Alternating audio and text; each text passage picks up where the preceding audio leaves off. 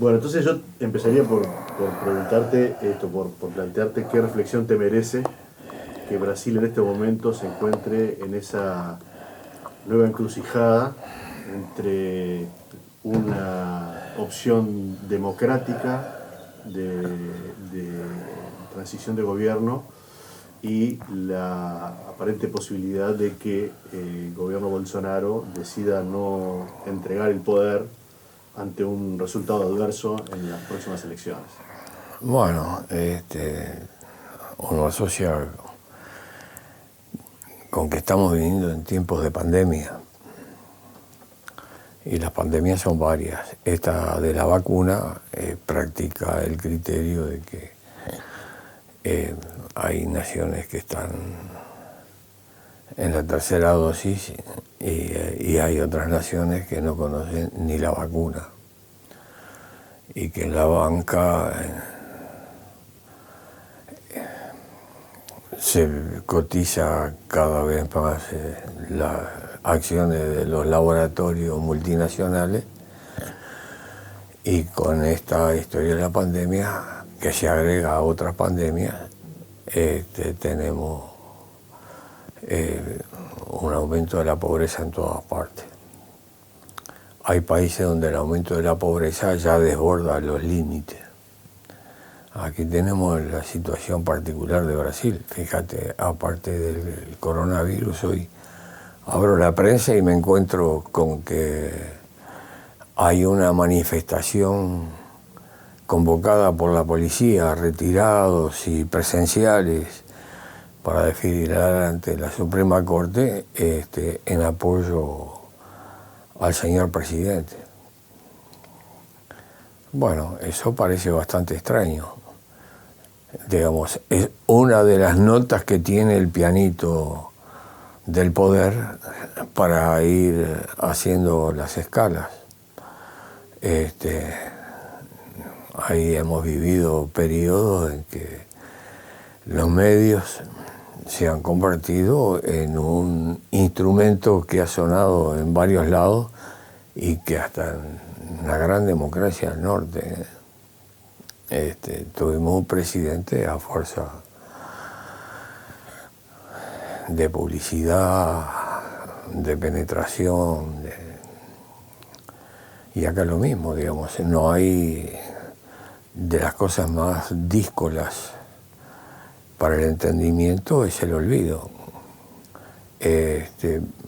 Con el caso de Dilma la desplazan de la presidencia bien ganada con los votos de la gente, sobre la base de una campaña de prensa donde la vinculan a actos que finalmente no pudo ser comprobado, ni la falta de salud.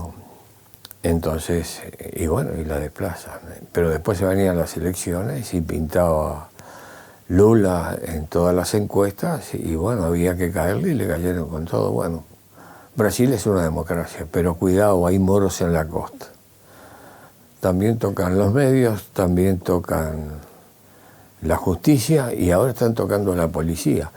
Bueno, un escaloncito más allá tenemos las tropas desfilando el 7 de septiembre.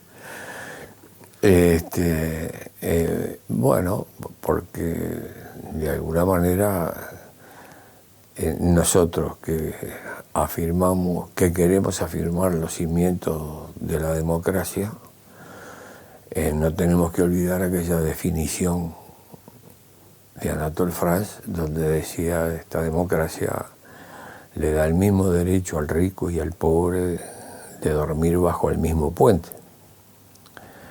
Entonces, somos albañiles de la construcción de un templo de la democracia donde haya justicia y justicia social.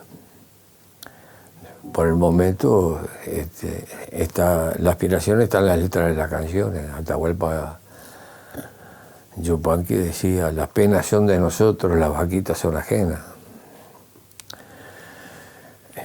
Y Citarrosa, para no irnos tan lejos, unos mucho y otros nada, y eso no es casualidad. Si el maíz crece desparejo, alguna razón habrá. Y la razón es que, ¿por qué tanta posesión de tierra? Si el tema de la tierra, la del Amazonas, donde viven los originarios, tienen que ser desplazados. ¿Por qué las poblaciones populares tienen que padecer todo lo que están padeciendo y otros no saben qué hacer con las inversiones, que hasta tiran cohetes al espacio para que se vea el mundo que quieren registrar como propiedad? Lo tienen flotando en el aire, en el vacío, buscan el vacío.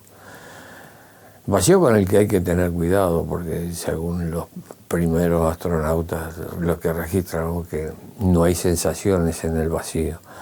Es como la cabeza de algunos presidentes. Y entonces nosotros estamos muy inquietos desde acá, como territorio, como país, de lo que pasa en nuestra frontera. No es la primera vez que se inquietan porque luego de un golpe Goulart y Brizola vinieron a refugiarse acá, entonces nos tienen bajo la mira, que tenemos además frontera seca, se pasa a paso de paseo.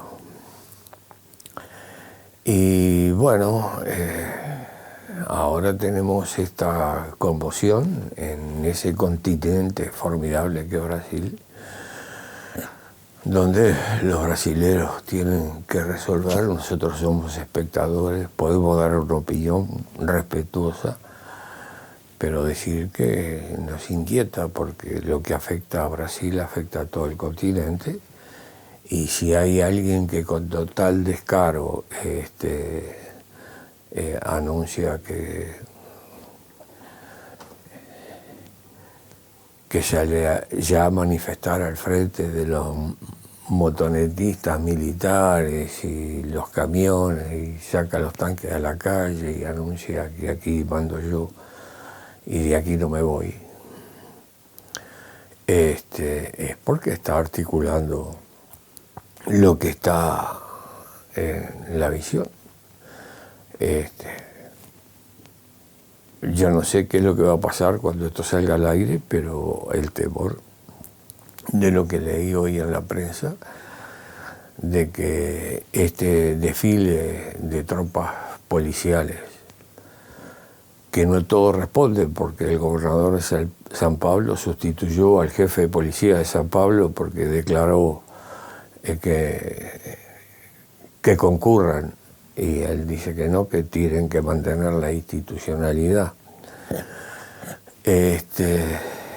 Y bueno, no sé qué alcance va a tener, pero puede ocurrir cosas a imagen de semejanza de un Bolsonaro que habla inglés y que convocó para no entregar su presidencia después de las elecciones.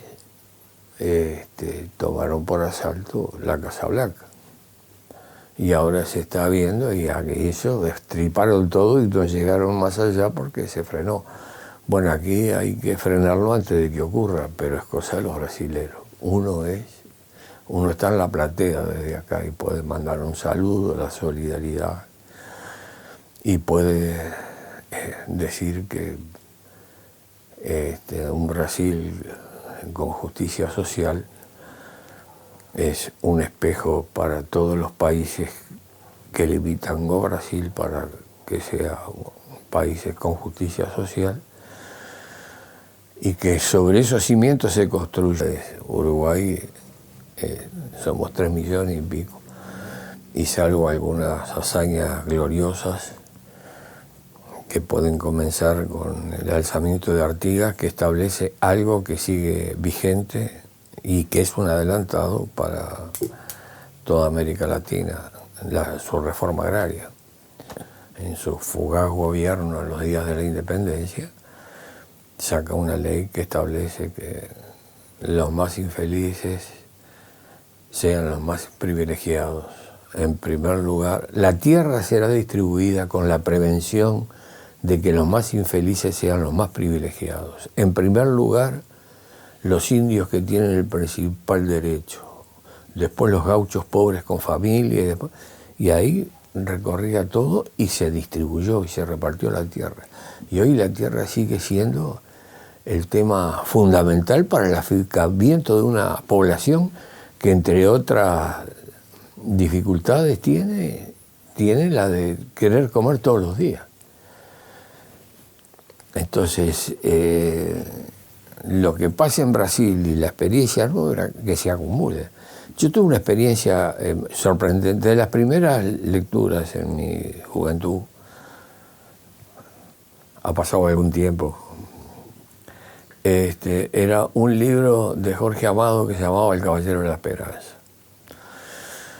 sobre la marcha de Prestes. Esto que les estoy contando se lo pude contar en Lyon, en un congreso donde estuvimos junto con Jorge Amado, que cuando aquí se empezó a organizar, con Raúl Sendic a la cabeza, los más desposeídos, los cortadores de caña de la frontera, los cañeros del norte, yo estuve ahí, compartí con ellos, estuve en la organización de Raúl Sendic, que dio lugar la demanda social de todos para actuar como actuamos. Y eran trabajadores que no recibían salario, sino que recibían una tarjeta de cartón por jornada de 12 horas, con el nombre de la empresa, solo canjeable en la cantina de la empresa, que dicho sea de paso era norteamericana, Cairns, pero había cañeras de todo tipo. Y si necesitabas algún peso para llevar a tu hijo al hospital, te hacían un descuento. También era una cantina. Y entonces estuve, era el último orejón del tarro. A nosotros nos calificaban como la Suiza de América, pero eso sería para los que no querían mirar para el costado y ver la miseria, el hambre, la desesperación que había. Y entre los acampantes, entre los que marchamos por todas las capitales, y en Montevideo parecía que hubieran desembarcado los marcianos, había dos negros viejos. Uno de ellos era Seu Yeca, que habían sido soldados de Prestes. Yo los entrevisté. Uno de ellos era instructor de armas, instructor de facón. Entonces, de alguna manera, yo narro esta anécdota, esta historia, porque fue en nuestro territorio y habían peleado en Brasil y estuvieron en la marcha de Prestes y luchaban por la libertad y por la justicia social, con sus herramientas, con su cutis, con su familia. Es decir, que cuando uno habla de acá, está hablando de un territorio de la frontera que es portuñol, que hay un Saravia de allá y un Saravia de acá y eran hermanos y venimos. Y de alguna manera ese problema de la tierra, porque la demanda era mejoras salariales, ley de 8 horas, pero también la expropiación de una estancia cimarrona de 30.000 hectáreas para formar una cooperativa. Entonces, ahí estábamos juntos los soldados de Prestes y nosotros, acompañando a los cañeros, que son un hito en nuestra historia. En la historia de las luchas sociales, donde no tenían derecho a... Yo asistí a la cura de un niño, un bebito aún, por un sanador que venía en la marcha, que me confesó el verso prohibido para la cura, y ahí estuve con él y estaba calentando una lata de agua caliente donde echó 2 brasas ardiendo para ver si subían o bajaban, y mientras hacía ese operativo para mejorar al niño, hacía la señal de la cruz 3 veces sobre la lata hirviendo, y estas son las palabras que me murmuró al oído como compartiendo un secreto. Mal malino, a segunda entraste, tú hayas salido. Yo te corto en nombre del Padre, del Hijo, del Espíritu Santo. Amén. Esa era la sanidad que tenían los trabajadores que cortaban la caña en el norte del país. Entonces, de alguna manera, la lucha de un pueblo es la lucha de todos los pueblos en América. Por eso nos sentimos tan próximos y hermanados por la misma causa.